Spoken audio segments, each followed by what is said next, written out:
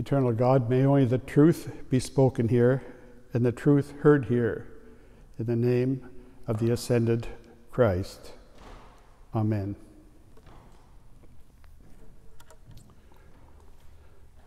Before the coronavirus came into our life, 2 months ago today, in our household would have been very different.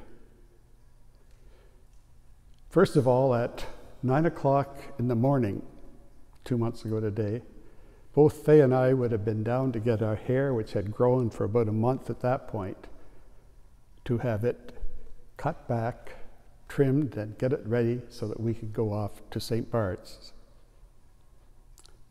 As you can see, that didn't happen. And my hair has developed a life of its own since it came into being at this, or the beginning of this length, on the 28th of February. But more so on that day, 2 months ago today, our house, once we got back from having our hair done, our house would have been a time of excitement, a little bit of anxiety, and a little bit of furor going on. You would have known that if you'd have been there, because from the third time, about noon, I would have asked Faye, have you got our passports yet? By the way, she answered, you know, how sort of edgy the third time, she said, yes, I have the passports. And the reason for all of this was that the next day we'd be going to Toronto, the day after we'd be getting on an airport and heading to St. Bart's. Looking forward to meeting the people that we had met before, to meet the people that we had been told about, and to meet new people, and to celebrate, before we came back home, the resurrection of Christ, to be there to have Easter with the faith community of St. Bartholomew's. And as you know, that didn't happen. So today we gather because of COVID-19, coronavirus.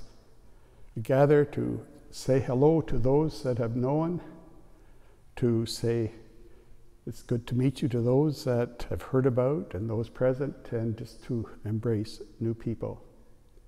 So I'm delighted to have this opportunity to do this, and I'm grateful also to my friend and colleague, a priest I admire most, a great deal.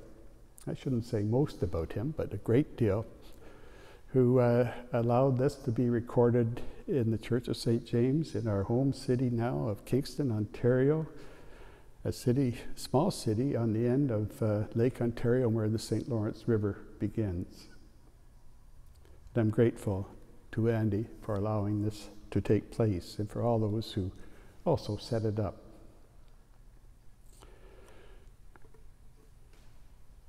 Now, since the coronavirus has hit, I have spent more time in front of my TV than I likely have in the last 5 years. And in part, that's because our son on Family Day said, hey, Dad, it's about time you got with it and got on Netflix. And so he put me on his account. And if you've been watching Netflix lately, and if you're a bit of a sports junkie, and maybe not even, one of the highest rated programs is one called The Last Dance. The Last Dance, of course, talks about argument, well, maybe truly the greatest basketball player to ever play the game, by the name of Michael Jordan, in 10 episodes. It goes behind the life of Michael Jordan, but more importantly, it shows him working with his team. The team of the Chicago Bulls, which were very, very successful. Likely wouldn't have been successful without Michael Jordan, but Michael Jordan might not have been successful without the team. And it's the team, not the Chicago Bulls, but the team, a team, that I'd like us to think about in this Ascension tide. See, team is described in the best way as just a group of people who work together and come together for some purpose. In the case of the Chicago Bulls, they came together as a basketball team for the purpose to win and to do the best they can. But there are other teams all over the place. In Canada, in the morning, if you want, every morning for the last, I don't know quite how long, we could turn on our television or radio and see the coronavirus response team, as headed by our Prime Minister, come out and tell the team story. And in Canada, we have provinces which are like the states. In the United States, we have a premier who's like a governor. In the afternoon, we can watch the provincial coronavirus response team. And there are other teams. We go maybe 5 miles to the south and we've suddenly into the state of New York. And if we really were interested, we could watch Governor Cuomo, or even further south, President Trump. Teams. But teams are all sorts. And when you think about teams, I often think about that team that Jesus had around him. And we call them disciples, but today, without meaning to be irreverent at all, let's think about them as Team Jesus. Jesus' team. And Jesus could have used some very real personnel people around, humans who could tell him just who might get along and best serve his team. But Jesus didn't do that. One person described them as a real dysfunctional bunch, and maybe that's the case. Take St. Bartholomew, after whom this faith community is named and gathered together. St. Bartholomew, we don't do much, but we do know that he was a really close-knit friend of Philip. The two of them were brothers together, and they had this.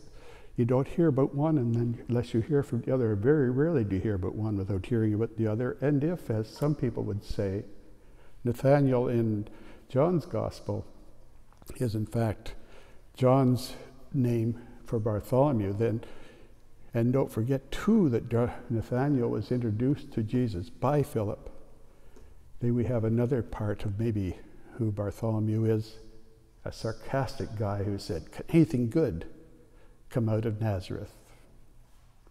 Not a guy you'd really want to have on your team. And not two guys so tight together that the others resent that relationship and them always standing together. But if you really want to get what was wrong with that team that Jesus put together, think about Simon the Zealot. Now, zealots really were together getting rid of the Romans. That was their purpose to be. And out of that purpose, and in fact, there had been no one historically to even, if a Roman got a loan, was likely to be killed.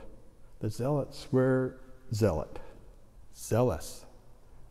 So you had this guy, Simon the Zealot, in that team, Jesus. You also had, on the other hand, you had Matthew, who was just the opposite. He made his living by working for the Romans. He supported the Romans. If we could have had a tape recorder and taped the two of them together, think of how exciting and interesting that yelling match would have been. I suspect if the writers of the gospel had all the information about the number of times Jesus had to bring that team together, it would take another few books. As we go on to the fellow whose tongue went into gear long before his mind had even thought about going into gear, a fellow who became the leader of it all, Simon Peter. He may well have had the name Rocky because Peter is rock. He may well have had the nickname that teams some have for their members. Or the sons of thunders who had their mothers stood up for them. What a team Jesus picked.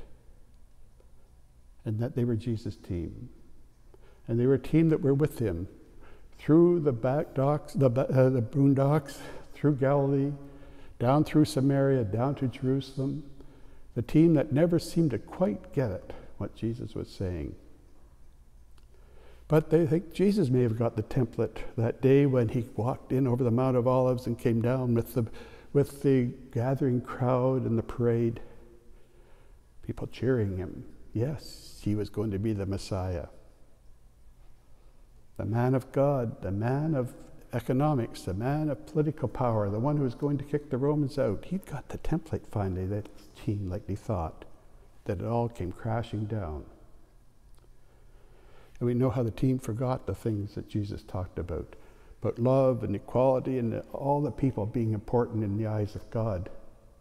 But then when a woman, someone who in that strata of that time was not very important, came and said, he's risen, they went back to bed to sleep. But then the resurrected Christ appeared to them, and the team took on a new meaning. They seemed to have sensed something. Maybe it was sitting around the number of meals they had with Jesus, or eating the breakfast that Jesus prepared. Whatever it was, they seemed to be a bit more settled, not sure what was going to happen. And then one day, which we celebrated just on this past Thursday, Jesus took them over the Mount of Olives down to Bethany, and he disappeared. Well, we have two stories of what happened on that first Ascension day. That one where Jesus was talking to them, teaching them to just hang out here around Jerusalem, guys. Okay, team, just stay here. Because God has a plan for you, and empowerment that's coming for you. Your plan is to go and spread this gospel of love. That's in the Gospel of Luke. Now Luke, writing again, because he wrote both these stories in the book of Acts, talks again about them gathering. And by the way, I should say that at the end of the first story, Luke remembers it as them going back to the temple and singing with joy. But the second time, Luke tells it, he remembered something different. They went back again to Bethany. Jesus just sort of drifted away into a cloud. They stood there looking up, and then they heard this voice. Why are you looking up? You've been given your mission to go and carry the gospel to people, to all ends of the world. Go and spread it. And they went back to their first century B&B and stayed there with the believers. It doesn't matter. The Spirit, which we will celebrate next Sunday, God's Holy Spirit, came to them wherever they were. But the team, Jesus' team, had a sense that here they were now without Jesus, but they had a place to go and a place to be and something to do. And they just waited. The team waited for the presence and the gift of God. I checked 3 prayer books and saying if there is actually a time set aside called Ascension time, because it seems right that there should be. The 3 major times in our life every year is Christmas, and it has Advent. Easter has Lent. Why shouldn't Pentecost have a season of preparation? So I'm going to suggest to you today that we, the Team Jesus 2020, gathering together to spread the gospel and God's love and live God's love and see God's love, that we have this Ascension time, this preparation for receiving God's Spirit and celebrating that, this time to think about what it is that God has given to us, just as Jesus gave it to the early disciples. I could go on for a long time there, but maybe I can summarize this in my own version of a prayer that St. Teresa of Avila, I'll get the right last name right, of Avila is actually who it is, St. Teresa. Her prayer is wonderful, but I have written it as a way as if Jesus would have given to us today and to that team 2,000 years ago, and it goes like this. I have no body on earth but yours, no hands but yours, no feet but yours. Yours are the eyes through which to look at my compassion to the world. Yours are the feet with which I am to go about doing good. And yours are the hands with which I am to bless all now. And in this Ascension tide, just think how it is, through all these things that we have, God is calling us and saying, I'll be there with you. You will have my Spirit as you carry that out. About 2 years ago, I saw the title of a book that I had to buy. The book was Beer Drinker's Guide to God. And I am not a beer drinker. In fact, if there's a month that goes by and I have 1 beer, that's really doing it. But I had to have this book simply by the title. It's a fascinating book of stories. It's told by the author, who happens to be an Episcopal priest called William Miller, Father Bill. And it's not, and I've now discovered that he has quite a neat presence on the internet. And one of the stories that I picked up from that, I need to share with you at least my version of that story. And Father Bill was just Bill and a little boy growing up.